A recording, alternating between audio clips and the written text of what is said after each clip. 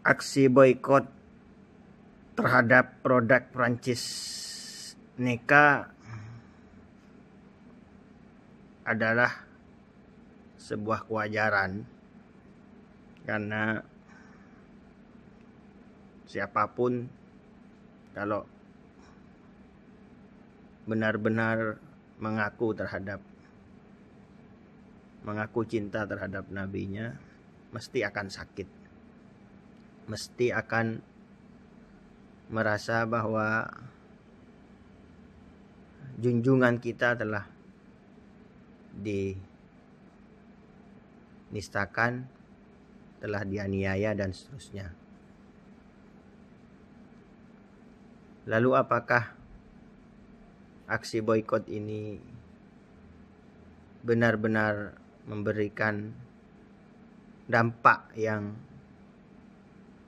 sesuai dengan keinginan kita, bahwa supaya tidak ada lagi hujatan terhadap junjungan kita, supaya tidak ada lagi pelecehan terhadap junjungan kita? Saya kira tidak selesai di situ, karena kita sebagai umat Nabi Muhammad juga harus bisa membuktikan banyak hal dari ajaran-ajaran baginda Rasul.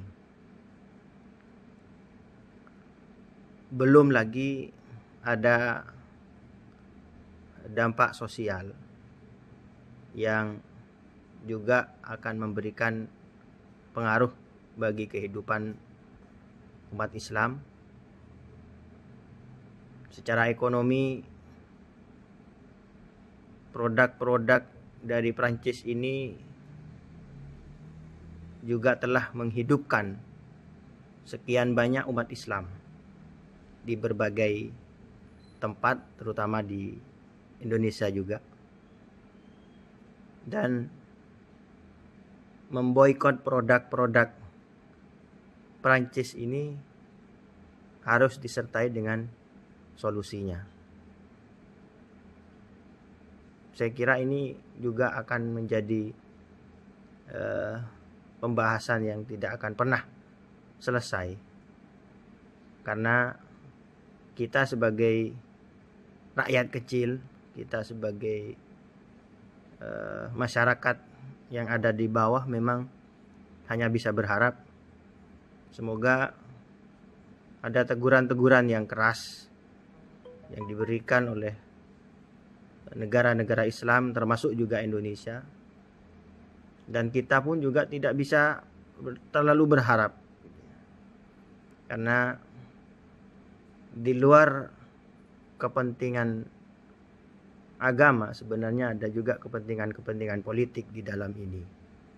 Sehingga sekali lagi, kalau kita melihat apa yang sebenarnya terjadi dalam kasus penistaan ini,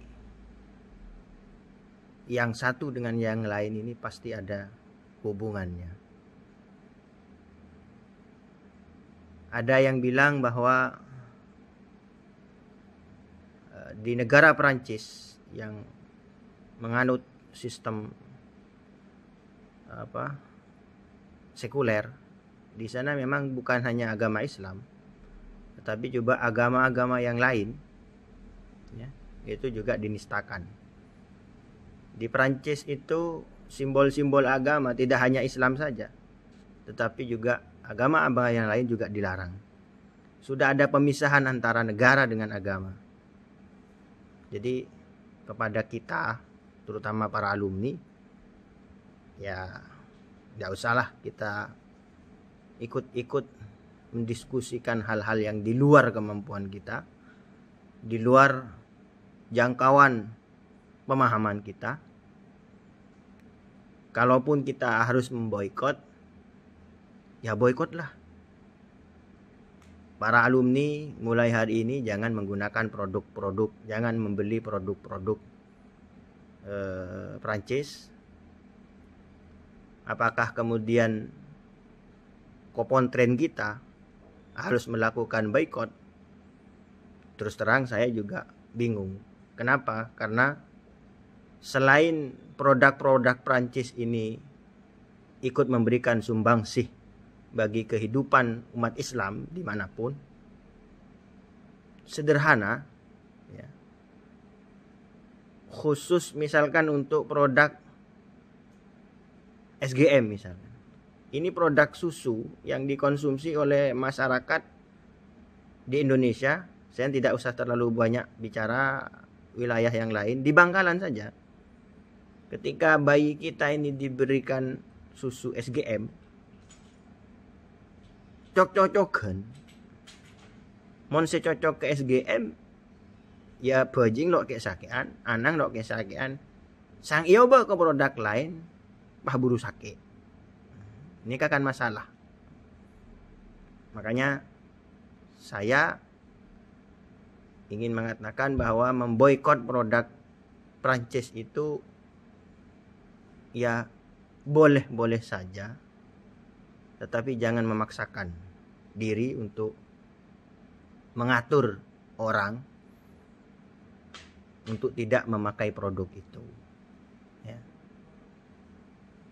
Paling tidak, kalau kita mau memboikot, ya, niatkan sederhana bahwa kita ingin memboikot hanya sebagai bentuk protes kita, sebagai bentuk kegundahan kita, tidak terimanya kita terhadap apa yang dilakukan oleh Prancis kepada junjungan kita, sehingga dari situ kita bisa dianggap sebagai umat yang cinta kepada nabinya, umat yang ya mengaku cinta Rasul